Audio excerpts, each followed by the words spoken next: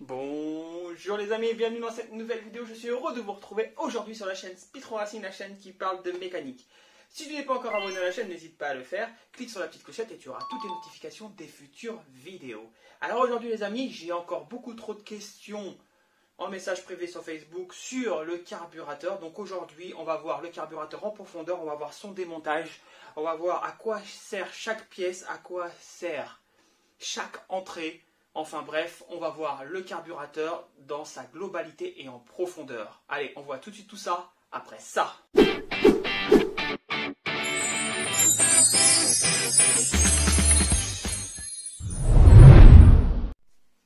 Alors les amis, voici un carburateur de 24 PWK.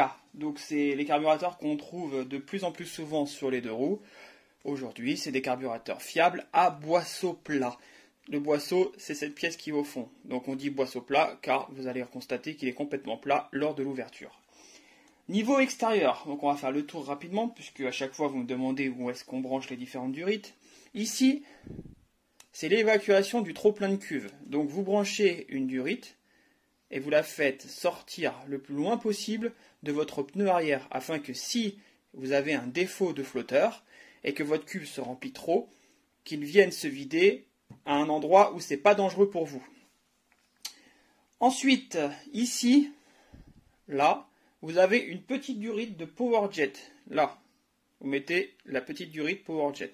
Donc moi, la plupart du temps, le PowerJet, je le condamne parce que, vous voyez, ce que je fais, c'est que à l'intérieur, je mets de la colle chaude. Ça permet de le condamner.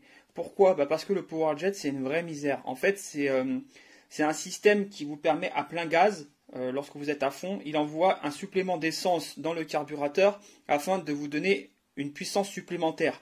Sauf que la plupart du temps, ça vous crée des dysfonctionnements de réglage et vous ne savez pas si votre carbu est bien réglé ou si c'est dû au PowerJet. Donc moi, je ne me prends pas la tête avec car de toute façon, ce que ça apporte pas grand chose à part des problèmes. Moi, je le condamne.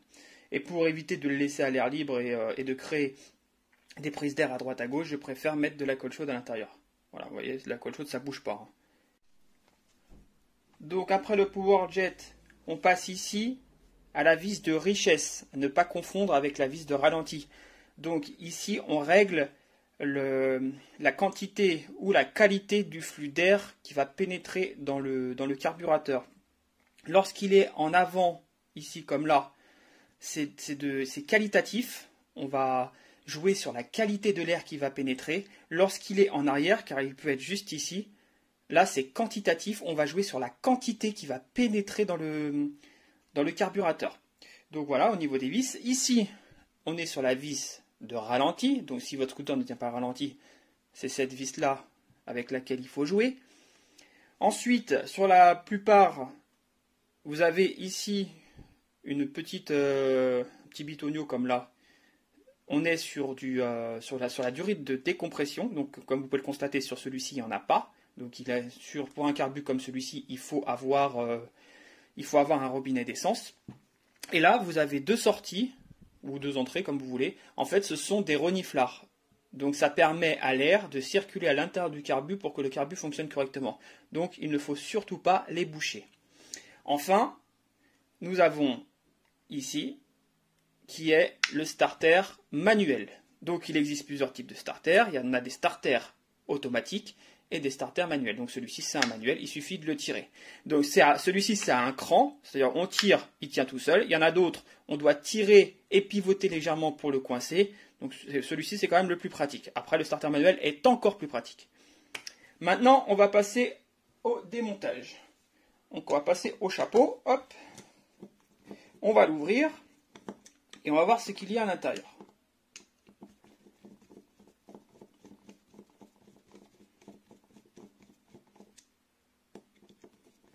Donc bien évidemment, c'est par ici qu'on met le câble d'accélérateur. Donc à l'intérieur, il y a un ressort, donc on appuie dessus lorsqu'on retire les vis. Et on relâche doucement. Hop, ça saute. Donc, comme je vous l'ai dit, on a le chapeau, on a le ressort avec une petite partie en plastique. Il y a encore un peu d'essence dans le carbu. On a ici l'aiguille qui est dans le boisseau, et donc bien sûr le boisseau plat. Voilà, je vous laisse imaginer pourquoi. Donc l'aiguille, le sens du montage, on a bien l'aiguille qui vient en premier. Ok. Ensuite, on a le câble d'accélérateur qui vient à l'intérieur du ressort, que vous faites passer dans le petit trou et il vient s'emboîter ici. Il vient s'emboîter juste là. Une fois qu'il est emboîté, vous venez l'insérer comme ceci, donc le côté plus plat par là.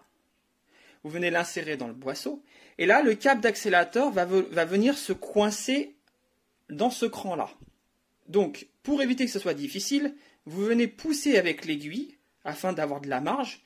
Et vous venez appuyer avec le câble d'accélérateur. Ça va permettre d'avoir une petite longueur supplémentaire, de venir le coincer ici. Une fois qu'il est coincé, hop, le petit truc en plastique, là, la petite pièce en plastique, vient bloquer le câble d'accélérateur afin qu'il ne sorte pas de son logement. Là, on a le montage complet. Lorsque vous allez tirer le câble d'accélérateur, vous allez avoir le boisseau et l'aiguille qui vont monter ici. Voilà. Vous avez le tout qui va monter, qui va libérer le champ et donc permettre à l'essence d'être aspirée par votre pipe d'admission ainsi que l'air. Voilà comment fonctionne le carburateur. Maintenant, on va passer à la partie du dessous, la partie qui peut poser problème. Et on va voir les pièces qui composent le carburateur. Alors on passe au démontage.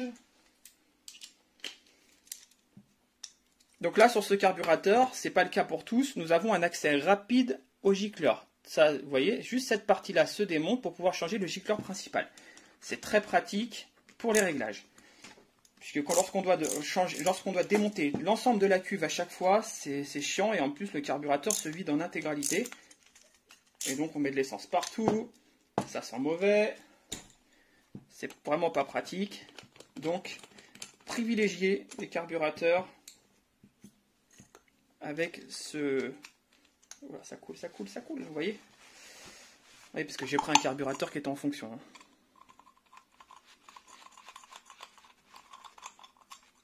Donc là, on ouvre la cuve. Alors, dans la cuve, c'est pas très compliqué en soi. Ici, vous avez le gicleur principal.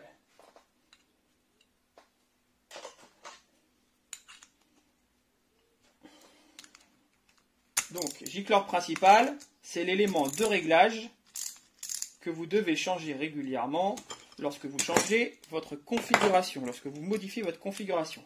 C'est l'élément également qui vous permet de faire des réglages de votre carburateur. Voilà le gicleur principal sur un PWK, c'est un gicleur relativement long. Donc, et vous avez ici, je ne sais pas si on va le voir à la caméra. Hop, voilà, vous avez le numéro. Donc là, c'est un 115. Donc, si votre carburateur a besoin de plus d'essence, vous allez l'augmenter de plus 5. Plus 5, plus 5, plus 5. On augmente de plus 5 à chaque fois. Si votre carburateur a besoin de moins d'essence, que vous avez une carburation trop riche, vous le diminuez de 5 à chaque fois. Ensuite, ici, on va passer au gicleur secondaire, dit gicleur de ralenti. Si votre scooter a un problème de ralenti et que la vis de ralenti ne fonctionne pas, et vous n'avez pas à réguler le tout, il faut que vous changiez le gicleur de ralenti pour un gicleur un petit peu plus gros. Donc, on va le prendre. Voilà à quoi il ressemble. Donc, ici, pareil, vous avez un numéro qui va vous permettre de vous guider. Voilà, là, on est sur du 38. C'est relativement faible, mais ça fonctionne. Enfin, en tout cas, celui-ci fonctionnait avec. Donc, voilà, si vous avez un souci de ralenti, vous pouvez l'augmenter. Ensuite, on passe à la suite. Ici, cette pièce-là, c'est un flotteur. Donc, à quoi sert-il? C'est une pièce essentielle au carburateur. Si vous avez votre trop-plein d'essence, donc je rappelle que le trop-plein, c'est ici, si vous avez de l'essence qui coule par là, c'est que vous avez un défaut de flotteur ou de pointeau.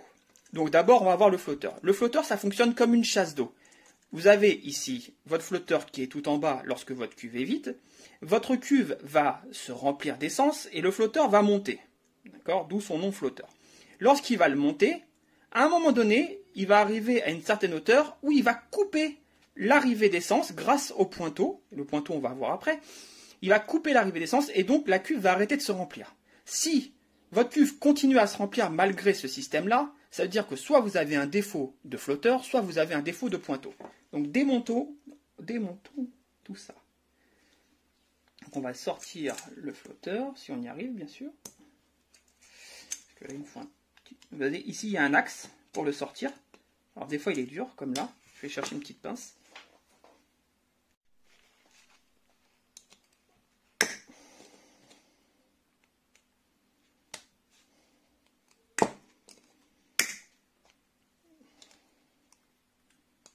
Il est costaud celui-là. Alors le plus souvent il s'en va très vite. Hein.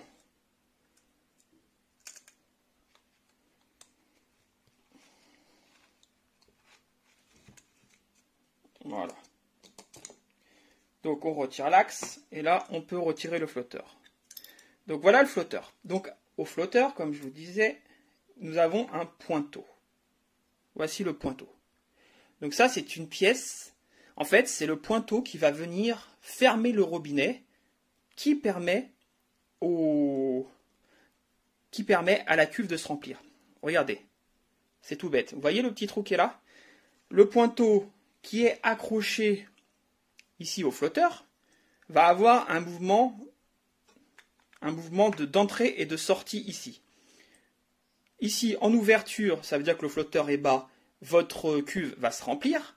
Plus votre cuve va se remplir, plus le pointeau va monter grâce au flotteur qui monte. Et à un moment donné, la petite pointe va venir boucher le trou au bout et donc couper le robinet. C'est ça qui va permettre d'arrêter à l'essence de remplir votre cuve. Donc c'est très simple. Votre cuve se remplit sans cesse, vous avez une fuite d'essence, eh ben, il faut s'intéresser et au flotteur et au pointeau. Des fois, il arrive que le pointeau est bon, que le flotteur fonctionne. En fait, il y a juste un léger réglage ici à produire. Vous voyez ici sur cette petite cale là ici où le pointeau vient s'insérer. Vous voyez, le pointeau en fait il est comme ça, il est accroché à cette cale.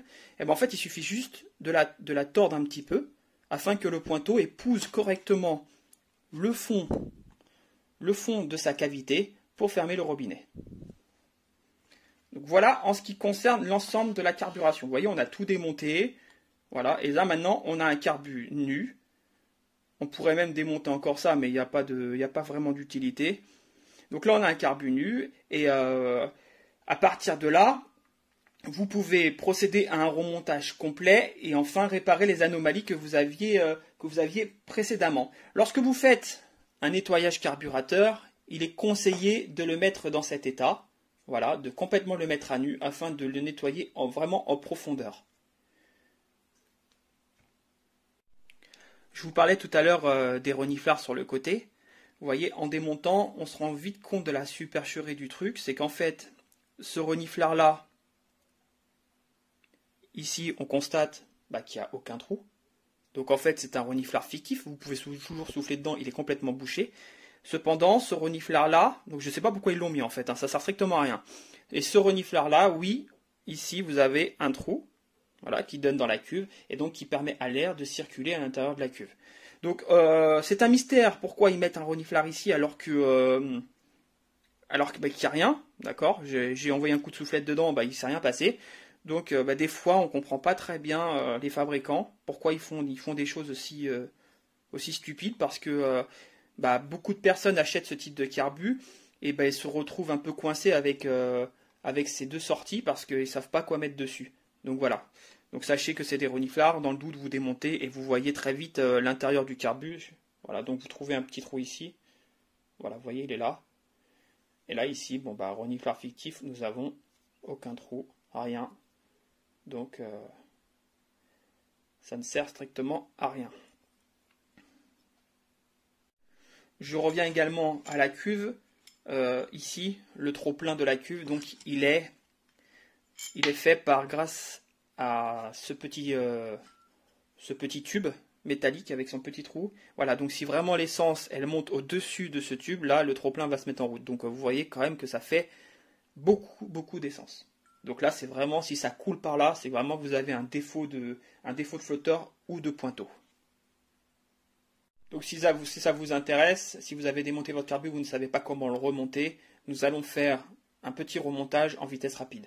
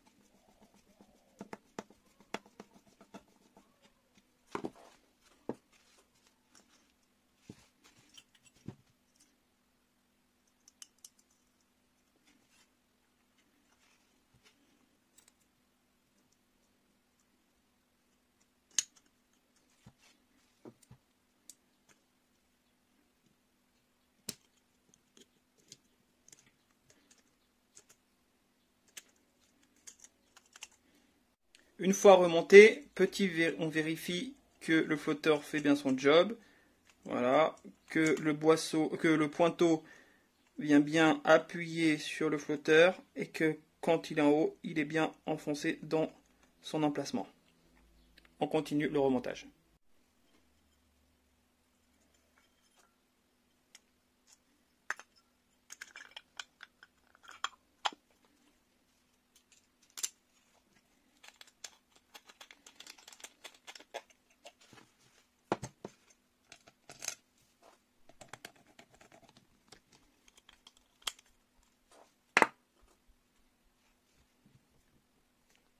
Et enfin, dernière chose que nous allons voir, c'est le starter.